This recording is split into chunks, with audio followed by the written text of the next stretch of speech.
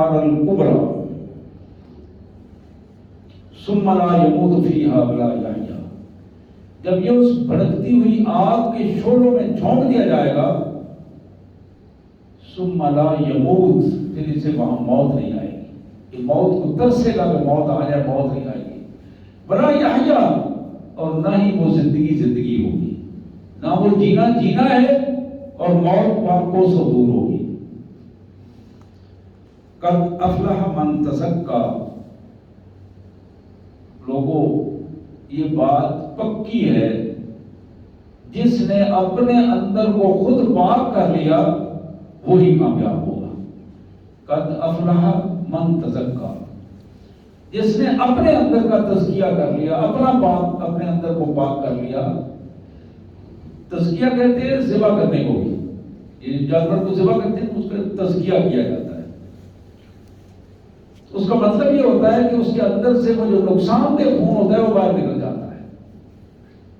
اپنا تزکیہ کرنے کے لیے یہ بات بڑی اہم ہے کہ بندے کے اندر جو شر ہے اس کو بندہ کنٹرول کر لے اور خیر کو غالب کر دے، تو اس کو تزکیہ کہتے ہیں. قد افلح من تزکا، جس شخص نے اپنے آپ کو پاک کر لیا، اپنا تزکیہ کر لیا، وہی کامیاب ہوگا. وَذَكَرَ اسْمَ رَبِّهِ فَصَلَّى، اس کی دو بڑی خصوصیات ہیں. پہلی خصوصیت یہ ہے کہ وہ کبھی اپنے رب کو نہیں بھولتا. وَذَكَرَ اسْمَ رَبِّهِ، اپنے رب کو وہ کسی صورت میں نہیں بھولتا، اکیلا ہو یا لوگوں میں بیٹھا ہو، جہاں کہیں بھی ہو. وَذَكَرَ اسْمَ رَبِّهِ، اپنے رب کو کبھی نہیں بھولتا، ہمیشہ اس کا نام یاد رکھتا ہے، ہمیشہ اس سے محبت کرتا ہے، اس سے خوف کھاتا ہے، اللہ کے حکم کی اطاعت کرتا ہے. فصلا، اور اللہ کی عبادات میں رہتا ہے، اللہ کی عبادات میں رہتا ہے. عبادت صلاۃ نماز کو بھی کہتے ہیں اور اللہ کی اطاعت کو بھی کہتے ہیں، کہ اپنے آپ کو ہمیشہ اللہ تبارک و تعالیٰ کی اطاعت میں وہ رکھتا ہے. بل تؤثرون الحیات الدنیا، میرے بندو تمہاری کیفیت یہ ہے کہ تم اپنی زندگی میں دنیا کو غالب کرنا چاہتے ہو. تؤثرون الحیات الدنیا، دنیا کی زندگی میں تم دنیا کے مسائل کو غالب دیکھنا چاہتے ہو، دو چار ہاتھ مارتے ہو اکٹھا کرنے کے لیے. بل تؤثرون الحیات الدنیا، دنیا کی زندگی کو تم اکٹھا کرنے کے لیے لگے ہوئے ہو. لیکن سن لو، والآخرۃ خیر وابقیٰ، اتنی محنت تم دنیا کے لیے کرتے ہو، تم آؤ آخرت کی طرف، آخرت اس سے بہت بہتر ہے. والآخرۃ خیر، بہت بہتر ہے. وابقیٰ، دنیا فنا ہو جانے والی ہے اور آخرت ہمیشہ رہنے والی ہے. اس کے لیے محنت کرو، اس کے لیے اپنے آپ کو تیار کرو. ان ھذا لفی الصحف الاولی، قرآن شریف کے علاوہ جو پہلی کتابیں ہیں ان میں بھی یہی تعلیم دی گئی تھی، جو حضرت ابراہیم پر اتری، حضرت موسیٰ پر اتری، ان ساری کتابوں میں یہی کچھ بتایا گیا تھا. سبحان اللہ و بحمدہ، سبحان اللہ العظیم و بحمدہ، استغفر اللہ. یہ آیات تھی سورہ اعلیٰ کی آخری آیات ہیں 30ویں پارے میں.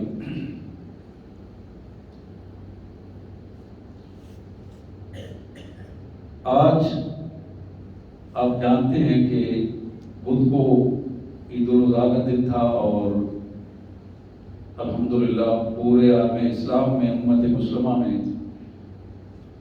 عید کی کیفیت، خوشی کی کیفیت بھی، اور اللہ کے حضور اپنی نیازمندیوں کو پیش کرنے کی کیفیت بھی رہی.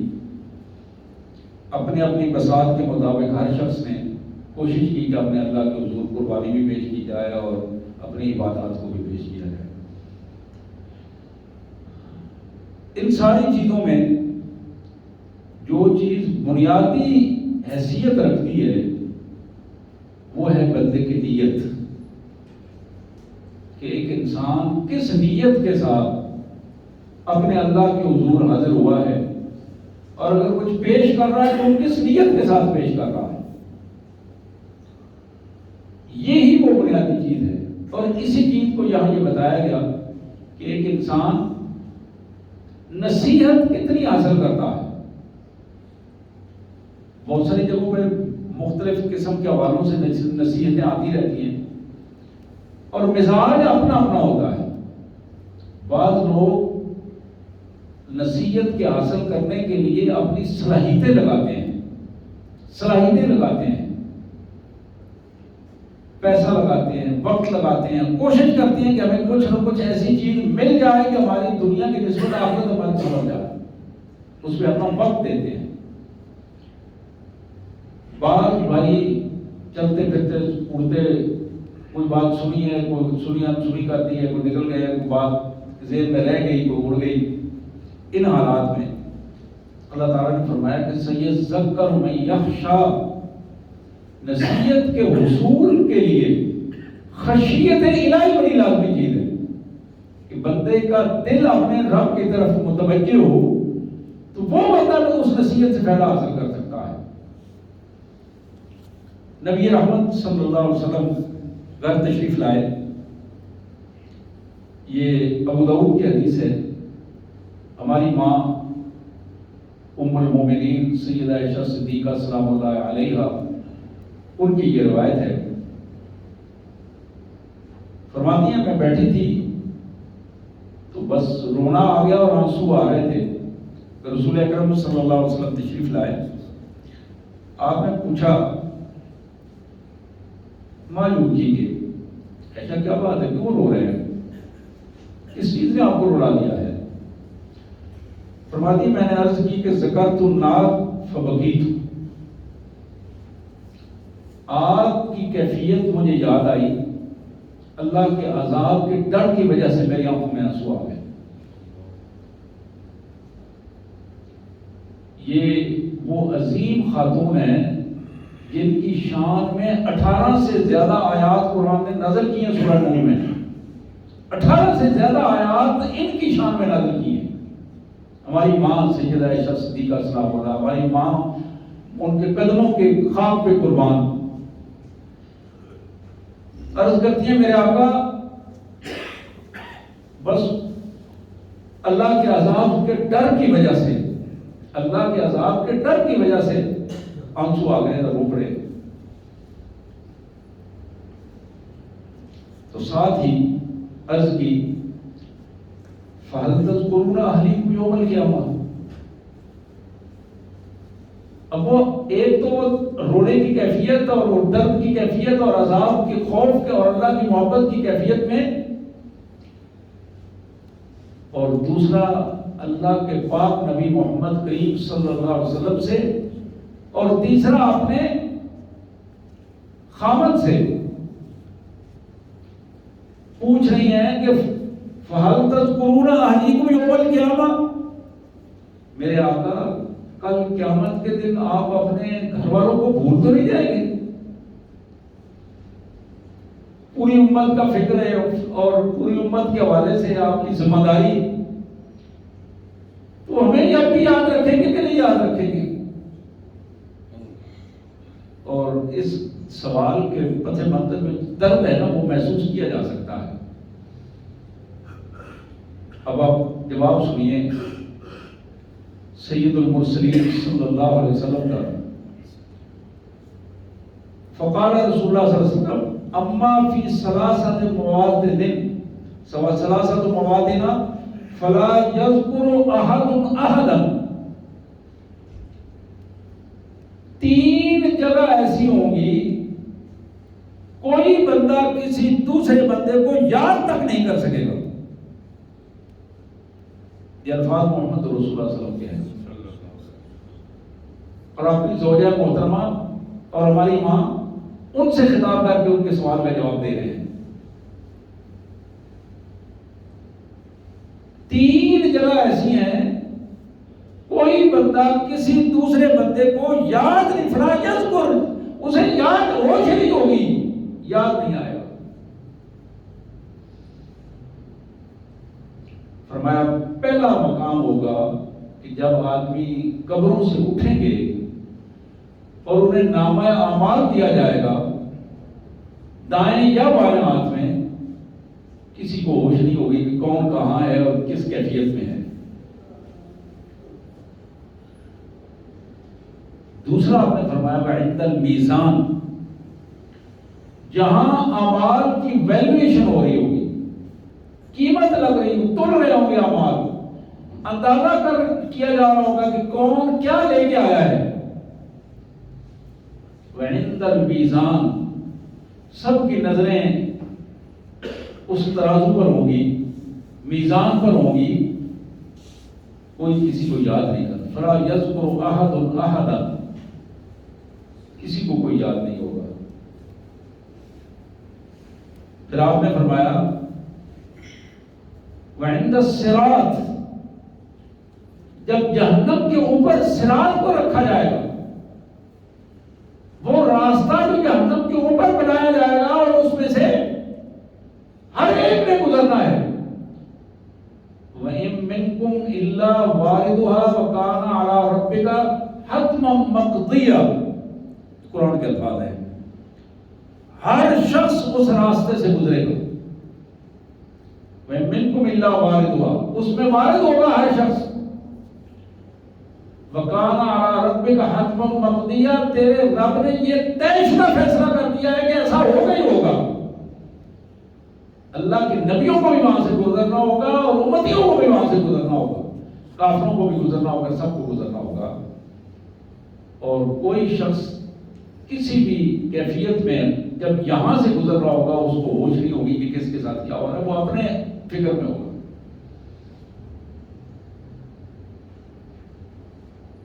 حضرات، ہم اکثر خود فریبی کا شکار رہتے ہیں، اپنے آپ کو دھوکہ دیتے ہیں کہ اللہ کے رسول صلی اللہ علیہ وسلم کی امت ہیں، بخشے جائیں گے، کوئی بات نہیں، کر لو جو کوئی کرنا ہے، بعد میں توبہ کر لیں گے، معافی ہو جائے گی۔ خود فریبی کا شکار ہیں، خود فریبی کا شکار ہیں، اور یہ بڑی بدترین خود فریبی ہے جو شیطان نے ہمیں دی ہے۔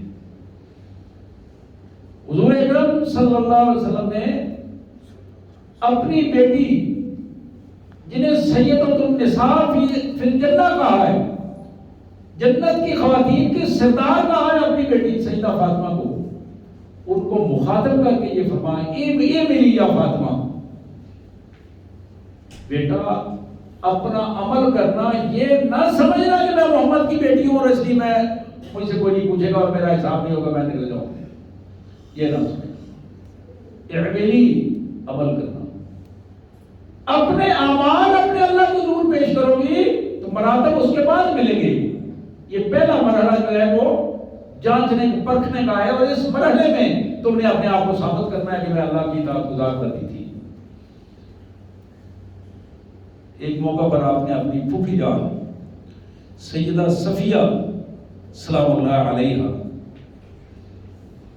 ان کو مخاطب کر کے کہا یا محمد الرسول، محمد الرسول اللہ کی پھوپھی،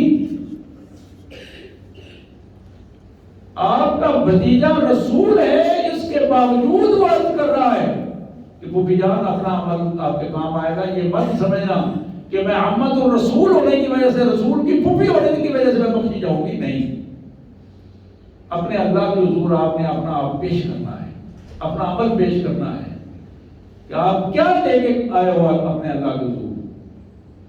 اپنے چچا سیدنا حضرت عباس کو مخاطب کیا، سیدنا حضرت حمزہ کو مخاطب کیا، ایک ایک فرد کو۔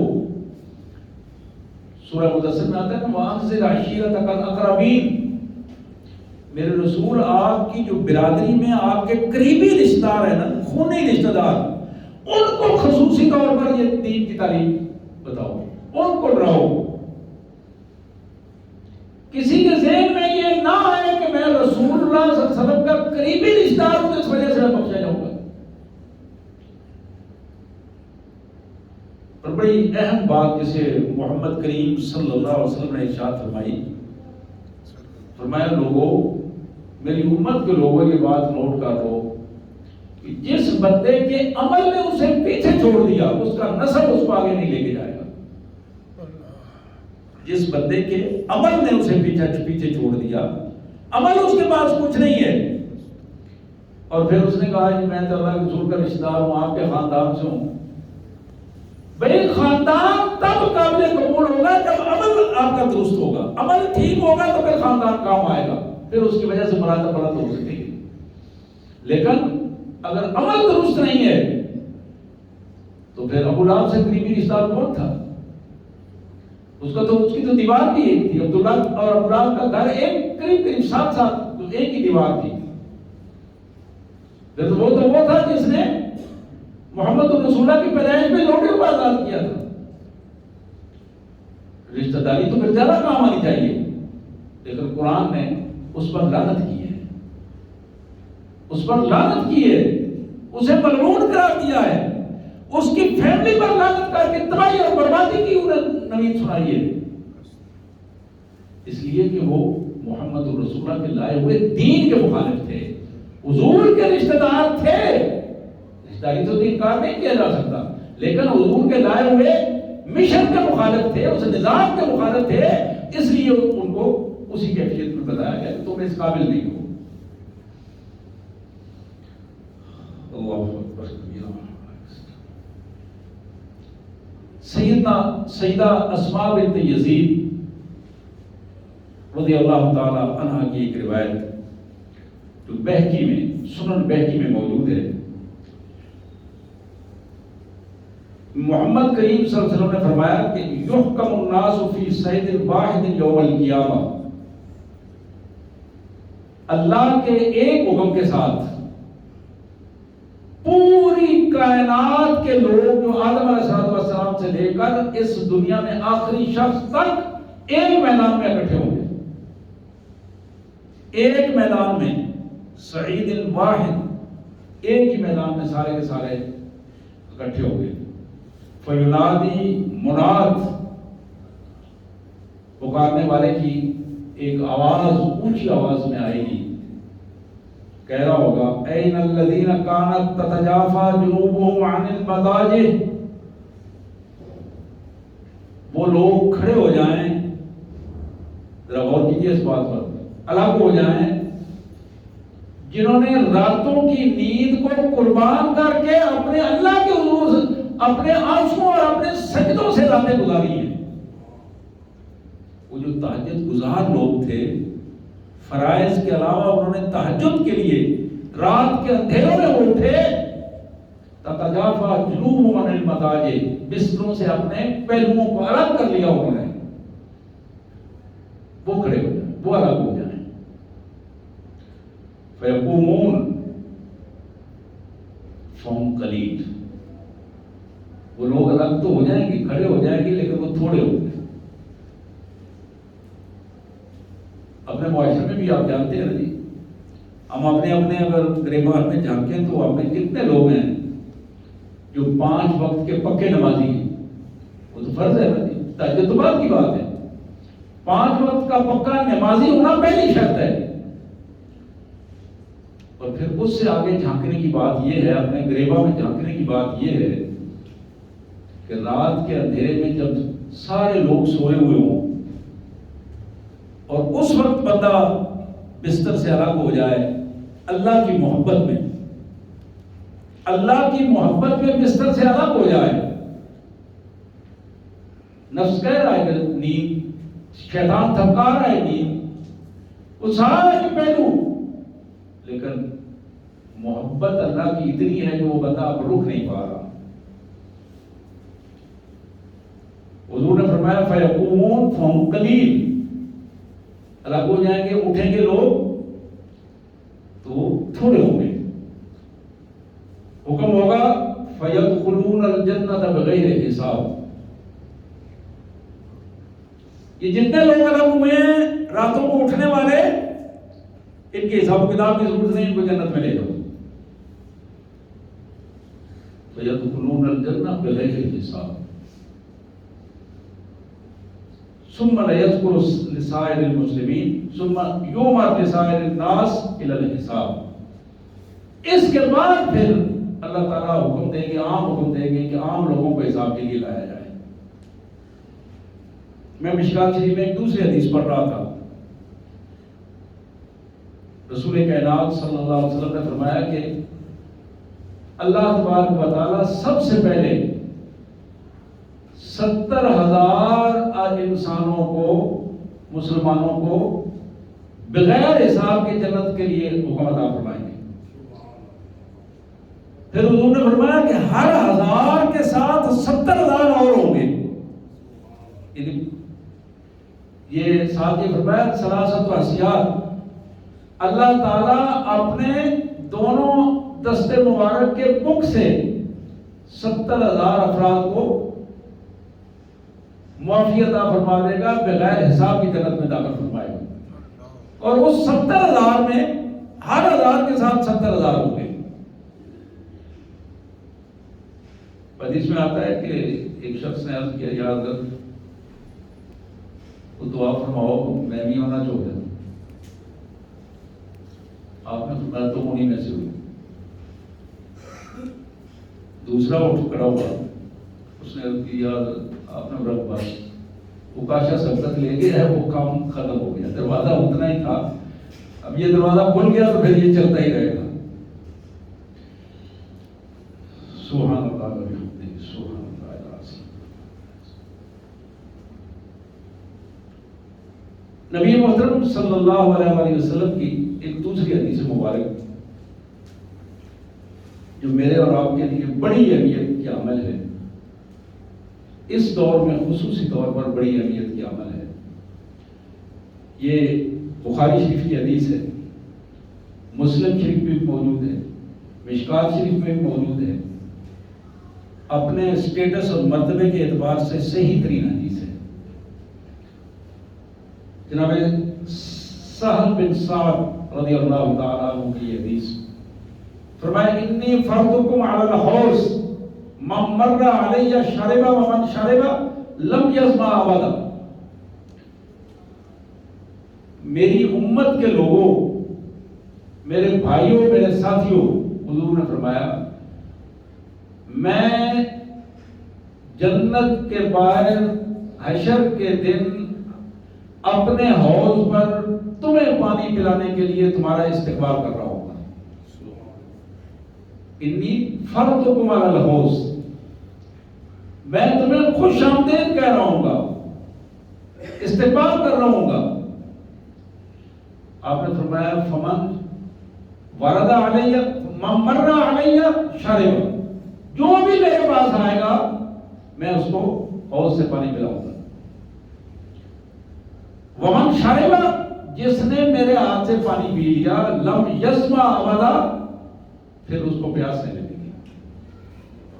وہ دن، وہ کیفیت جو پیاس ہی کی دن اور کیفیت ہوگا، پھر اس کو دوبارہ پیاس نہیں لگے۔ دوسری ایک حدیث میں آتا ہے لم یظمأ حتی یدخل الجنہ، اس کو اس وقت تک پیاس نہیں لگے گی جب تک کہ وہ جنت میں داخل نہیں ہو جائے گا۔ یعنی یہ خوشخبری بھی سنائی کہ جس نے میرے حوض سے، میرے ہاتھوں سے پانی پی لیا، جس کو یہ سعادت اللہ نے دے دی، اللہ پھر اس کو جنت بھی دے دے گا۔ فرمایا اس کیفیت میں لَيَرِدَنَّ عَلَيَّ أَقْوَامٌ أَعْرِفُهُمْ يَعْرِفُونَنِي، ایک پورا بڑا گروہ میری طرف آ رہا ہوگا، ایک پورا گروہ میری طرف آ رہا ہوگا، عارفون، میں انہیں پہچان جاؤں گا، یعرفوننی، وہ مجھے بھی پہچان جائیں گے کہ یہ ہمارے آقا صلی اللہ علیہ وسلم ہے، مجھے حوض پر کھڑے دیکھ کر پہچان جائیں گے، عارفون، میں بھی انہیں پہچان جاؤں گا۔ تو صحابی نے پوچھا یا رسول اللہ آپ کیسے پہچان جائیں گے؟ آپ نے فرمایا کہ وہ ہم غرم معجلین، وہ میری امت ہے، اور میری امت کی اس دن پہچان یہ ہوگی کہ ان کے وضو کے آلات چمک رہے ہوں گے، وہ اس کا مطلب ہے وہ نمازی بھی ہوں گے۔ میں اپنی امت کو پہچان جاؤں گا، وہ مجھے پہچان جائیں گے، وہ ہم غرم معجلین، وہ 5 کلیان ہوں گے، ان کے وضو کے آلات چمک رہے ہوں گے۔ اللہ ثم یحال بینی و بینہم، اب اس کیفیت میں میرے اور ان کے درمیان فرشتے آ جائیں گے، میرے اور ان کے درمیان فرشتے آ جائیں گے، وہ ان کو آگے نہیں آنے دیں گے، فرشتے ان کو آگے نہیں آنے دیں گے، روک دیں گے۔ وہ آگے آنا چاہیں گے، یہ کہہ کے نہیں جا سکتے، سیکورٹی کھڑی ہے نہیں آنے دیں گے، اور سیکورٹی فرشتوں کی ہو تو آپ جانتے ہیں کہ پھر اس کو کون روک سکتا ہے۔ اللہ کے رسول صلی اللہ علیہ وسلم فرماتے ہیں فَأَقُولُ إِنَّهُمْ أُمَّتِي، میں فرشتوں کو کہوں گا میں نے پہچان لیا ہے یہ میری امت ہے، آپ انہیں آنے دو، میں نے پانی پلاؤں گا، ان کو آنے دو۔ ایک دوسرے حدیث میں آتا ہے آپ نے فرمایا فَإِنَّهُمْ مِنِّي، اور بھائی یہ میرے ہیں، ان کو آنے دو، میرے ہیں۔ اب فرشتے کیا جواب دیں گے؟ إِنَّكَ لَا تَدْرِي مَا أَحْدَثُوا بَعْدَكَ، إِنَّكَ لَا تَدْرِي مَا أَحْدَثُوا بَعْدَكَ۔ فرشتے عرض کریں گے یا حضرت آپ کو علم نہیں، آپ نہیں جانتے، یہ وہ ظالم ہیں جنہوں نے آپ کے تشریف لے جانے کے بعد آپ کے دین کے ساتھ کیا کیا ظلم کیے آپ کو نہیں معلوم۔ اب اللہ کا حکم ہے کہ ان کو آپ کے قریب ہم نہیں جانے دیں گے، اس لیے کہ ان ظالموں نے اب آپ کے دین پر ظلم کیا ہے، آپ کے دین کو بدلنے کی کوشش کی ہے۔ ان ظالموں نے اپنے مفاد کے لیے، اپنی حرام کی دولت اکٹھی کرنے کے لیے لَيَأْكُلُونَ أَمْوَالَ النَّاسِ بِالْبَاطِلِ، قرآن کہتا ہے لوگوں کے مالوں کو حرام طریقوں سے اکٹھا کرنے کے لیے، نظر و نیازوں کی منڈیاں لگانے کے لیے ان ظالموں نے دین میں تبدیلی کر دی تھی۔ حدیث میں آتا ہے کہ صحابہ کرام نے ایک دن رسول کائنات صلی اللہ علیہ وسلم کے لیے ایک چھوٹا سا چبوترا بنا دیا، کچھ پتھر رکھ کے مٹی رکھ کے تھوڑی جگہ اونچی کر دی، تو حضور نے فرمایا یہ کیا بنایا بھائی؟ تو انہوں نے عرض کیا یا حضرت اصل میں لوگ باہر سے آتے ہیں تو آپ تو ہم میں مل جل کے بیٹھے ہوتے ہیں، گھل مل کے پتہ نہیں ہونے لگتا ان کو، ہم یہ چاہتے ہیں کہ ایک بڑا سا چبوترا تھوڑا بنا دیا جائے، اونچی جگہ ہو تو آپ بیٹھے ہوں تو پتہ ہوگی یہ نبی ہیں اور یہ امتی ہیں۔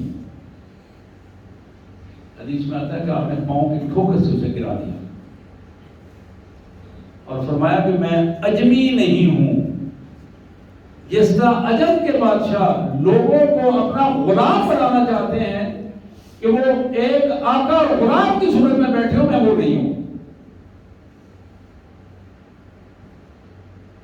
آج ہماری ظالمانہ پوزیشن یہ ہے کہ دین کے نام پر ہم نے چند لوگوں کو مجسمہ بنا کر اوپر بٹھایا ہوتا ہے اور باقی سارے کے سارے لوگ نعوذ باللہ ایک سجدہ ریزی کی کیفیت میں نیچے بیٹھے ہوتے ہیں، اور ان کے ذہن میں یہ ہوتا ہے کہ ہمارا سٹیٹس ہی یہ نہیں ہے کہ ہم ان کے پاؤں سے اوپر جا سکیں۔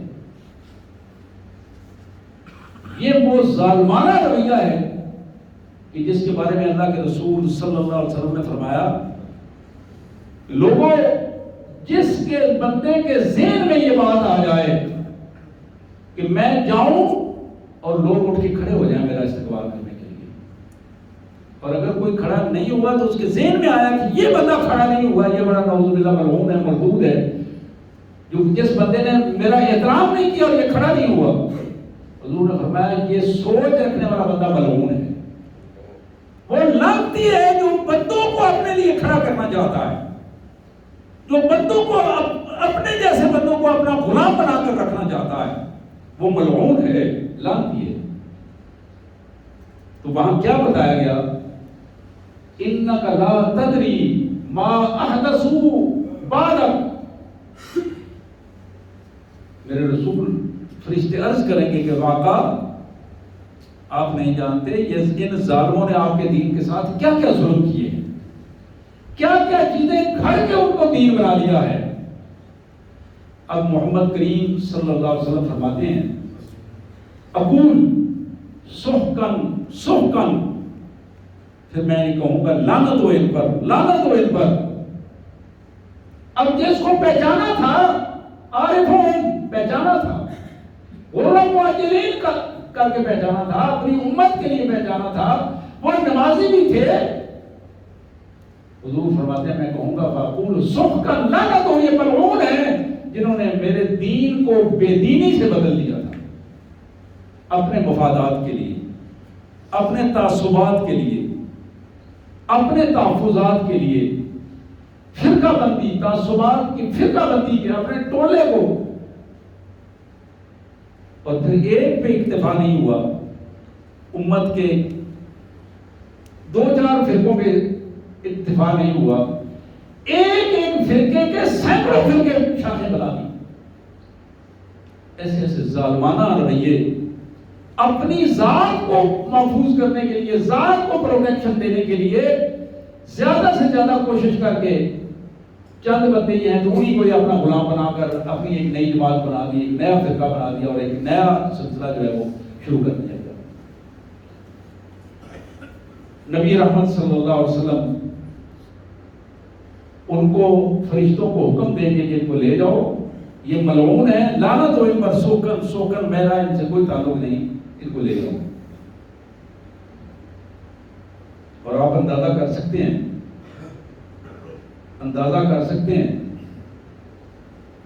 کہ جس کے بارے میں اس دن نبی محترم صلی اللہ علیہ وسلم نے یہ بات کہہ دی، اب ان کے لیے کون سا ایسا فرد ہے جو پھر شفاعت کا باعث بنے گا؟ آج یہ وہ موقع ہے کہ جب ہمارے ہاں ہوش و حواس قائم ہیں، ہم اپنے آپ کو دین کی صحیح سمجھ پیدا کریں، اور دین کی سمجھ کسی شخص کو بھی اس وقت تک نہیں آ سکتی جب تک کہ وہ قرآن مجید کو نہیں پڑھے اور محمد رسول اللہ کی حدیث کو نہیں پڑھے۔ ان دو چیزوں سے دین سمجھ آتا ہے۔ میرے پیارے بھائیوں، دین یوٹیوبوں سے، واٹس ایپ سے، ان چیزوں سے نہیں سمجھ آتا۔ یہ دجالیت ہے، اور اس دجالیت نے بہت ساری گمراہی پھیلا دی ہے۔ اللہ کا شکر ہے کہ دین کتابوں میں محفوظ ہے۔ آپ کوشش کریں، اپنی زندگی جتنی بھی تھوڑی بہت اللہ تعالیٰ نے مہلت دی ہے، اگر آپ دنیا حاصل کرنے کے لیے 8 گھنٹے 10 گھنٹے لگا سکتے ہیں تو میرے پیارے بھائیوں گھنٹہ آدھا گھنٹہ دین کے لیے بھی نکالیں دین کے لیے وہ تھوڑا سا ٹائم۔ اس ٹائم میں اللہ کے اس قرآن کو پڑھنے کی کوشش کریں۔ اور ہمارے یہاں رواج تو ہے جو انگلی رکھ کر پڑھنے والا رواج ہے، لفظ نہیں آتا تو انگلی رکھ کر پڑھتے چلے جائیں، بس کبھی یہ ثواب ملتا چلا جائے گا۔ محنت نہیں کی کبھی کہ اس کو سیکھ لیں، کہ سیکھ کے قرآن کے ایک ایک لفظ کا ثواب ملتا ہے، اس میں شک نہیں۔ لیکن میرے بھائیوں، قرآن تقدیر تب بدلتا ہے جب قرآن کا پیغام سمجھا جائے، تبدیلی تب آتی ہے۔ ثواب ضرور ملے گا، لیکن وہ ثواب جو مال انگلی والا ثواب ہے وہ قیامت کے دن اللہ فرماتے ہیں ہم ہوا پر اڑا دیں گے۔ جس کے پس منظر میں عمل کا جذبہ نہیں ہوگا، تبدیلی کا جذبہ نہیں ہوگا، اس کو ہم اڑا کے رکھ دیں گے۔ یہ ایک بڑی بنیادی چیز ہے۔ آج ہمیں موقع ملا ہے، میں بالخصوص اپنی بہنوں سے درخواست کروں گا، اگر میری آواز جا رہی ہے تو ان سے درخواست کروں گا کہ اپنے گھر میں دین کا ماحول بنائیں، اپنے گھر میں ایسا وقت دیں 24 گھنٹے میں، اپنے بچوں کو، خامد کو، فیملی کو ملا کر بٹھائیں اور اللہ کا قرآن وہاں سمجھ کے پڑھیں، چاہے وہ 1-2 آیتیں ہی کیوں نہ ہوں، 1-2 حدیثیں ہی کیوں نہ ہوں، لیکن ریگولر اس کام کو کریں تاکہ آپ کے گھر میں اس سے برکتیں آئیں۔ آپ کی آخرت تو خیر، آخرت خیر ہے، وہ خیر تبھی ملے گی جب خیر کے منبع قرآن سے اس کو لیں گے، سنت سے اس کو حاصل کریں گے، تب وہ چیز ملے گی۔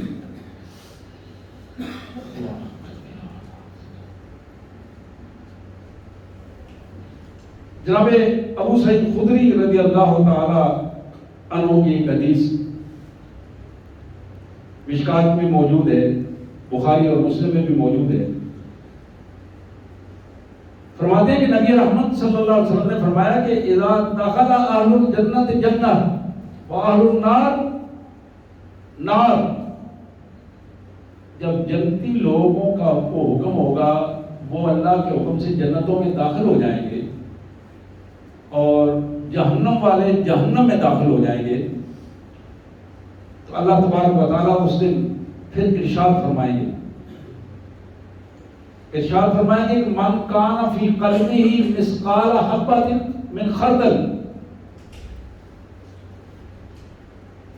جس بندے کے دل میں ایک رائی کے دانے کے برابر بھی اگر ایمان ہے تو اس کو بھی نکال کے لے آئے۔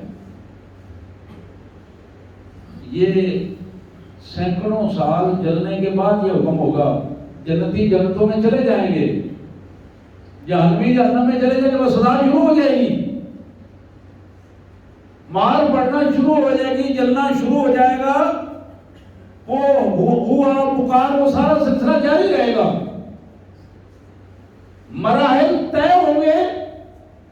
یہ آخری مرحلہ ہے کہ اللہ تعالیٰ فرمائیں گے کہ فرشتوں کو کہ جاؤ بھائی چیک کرو، جس ایسا کوئی بندہ جس کے دل میں رائی کے دانے کے برابر بھی ایمان ہے تو اس کو نکال کے لے آؤ۔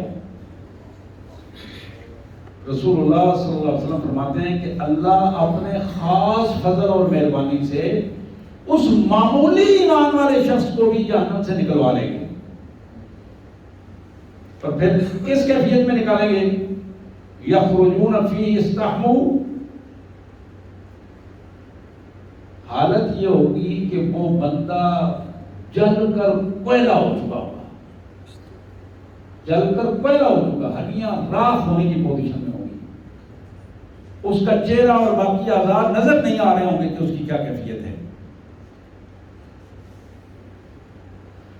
یہ کوئی بڑا مجرم جس کے پاکستان میں جس کے پیچھے کوئی نہ ہو نا جی، پیسہ بھی کوئی نہ ہو، سفارش بھی کوئی نہ ہو، تو آپ کو پتا ہے یہاں یہ لوکل میں بات کر رہا ہوں، پولیس والے مار مار کے اس کا وہ حال کر دیتے ہیں کہ اس کے بعد میں کوئی ملنے والا جب جاتا ہے تو بولتے ہیں یار میں نے پہچانی نہیں آپ کو، کیا ہو گیا؟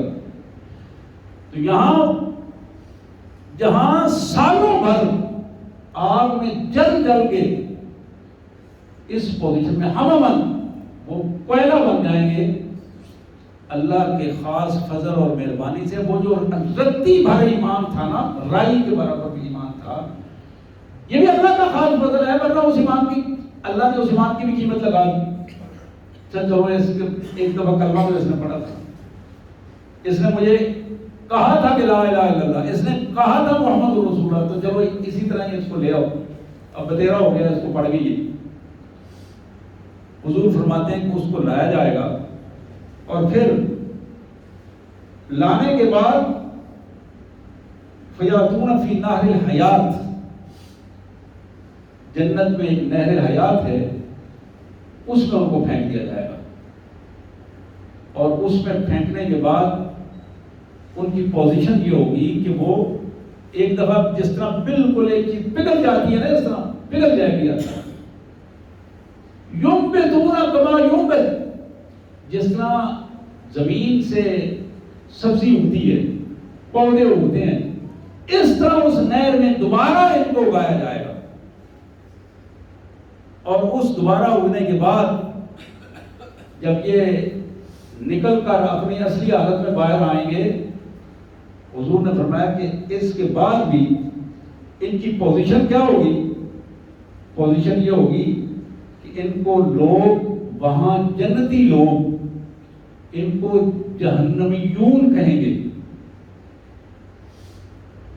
کہ یہ ہے وہ جہنمی جو وہاں سے جہنم سے مار کھا کے آئے ہیں، یعنی وہاں وہ طبقاتی سلسلہ جو ہے وہ اسی کیفیت میں رہے گا کہ جو اول درجے کے لوگ ہیں وہ اول درجے کے لوگ رہیں گے، اللہ تبارک و تعالیٰ کے ہاں جنہوں نے اللہ کی توحید کو اپنا مشن بنایا تھا، اللہ کے لائے ہوئے نظام کو بحیثیت نظام دنیا کو دینے کی کوشش کی تھی، پریشانیوں کے عالم میں، مجبوریوں کے عالم میں اپنے آپ کو لگایا تھا اللہ کے دین کے لیے، خالصتاً اللہ کی رضا کے لیے، ریاکاری سے بچتے ہوئے، ان کی پوزیشن یہ ہوگی اللہ تبارک و تعالیٰ ان کو اونچے درجے عطا فرمائیں گے، اونچے درجے عطا فرمائیں گے۔ جنہوں نے اپنی جانیں اللہ کے لیے قربان کی ہوں گی، جانیں اللہ کے لیے قربان کی ہوں گی، اللہ کے رسول صلی اللہ علیہ وسلم نے فرمایا ان فی الجنت 100 درجہ، جنت میں 100 درجات اللہ تعالیٰ نے ایسے بنائے ہیں، علاقے ہیں، اور لمبا چوڑا ایک علاقہ ہے، ما بین الدرجتین کما بین السماء والارض، زمین و آسمان میں جتنا فاصلہ ہے اللہ تبارک و تعالیٰ 2 درجوں میں اتنا فاصلہ کریں گے، اور یہ 100 درجے ہیں۔ یہ صرف ایک قسم کے نیک لوگوں کے لیے تیار کیے ہیں، ایک قسم، دوسرا وہاں نہیں جائے گا۔ اعد اللہ المجاہدین فی سبیل اللہ، جنہوں نے اپنے آپ کو جہاد کے لیے وقف کیا، مجاہدین فی سبیل اللہ کے لیے یہ 100 درجات بالکل الگ بنا دی ہیں اللہ۔ اسی طرح اللہ کی راہ میں اپنی دولت کو لٹانے والا، ریاکاری سے بچ کر، اپنی ذات کے لیے نہیں، شہرت کے لیے نہیں، ریاکاری سے بچ کر خالص اللہ کی رضا کے لیے، اس کے لیے بالکل الگ ایک معاملات اور الگ ایک سلسلہ جاری ہوگا۔ لوگوں کا احترام کرتے ہوئے، حقوق العباد کو ادا کرتے ہوئے، جن لوگوں نے یہ سارا سلسلہ کیا ان کے لیے اللہ تبارک و تعالیٰ نے جنتوں کا الگ دروازہ اور الگ ایک سلسلہ، 8 سلسلے ہوں گے، 8 دروازے ہوں گے جنت کے، اور ایک دروازہ جو ہے وہ الگ الگ شعبوں کے لیے مخصوص ہوگا، جس میں آگے لا متنا ہی سلسلہ ہوگا اور ایک فرد کے لیے۔ لیکن یہ جنت بات پھر وہی ہے، کس کے لیے ہوگی؟ جنت اس کے لیے ہوگی کہ جس شخص نے اپنے آپ کو جنت والے کے سپرد کر دیا، خوش فہمی کا شکار نہ ہو، خود فریبی کا شکار نہ ہو۔ جو بندہ خود فریبی کا شکار ہے وہ بندہ مارا جائے گا، مارا جائے گا۔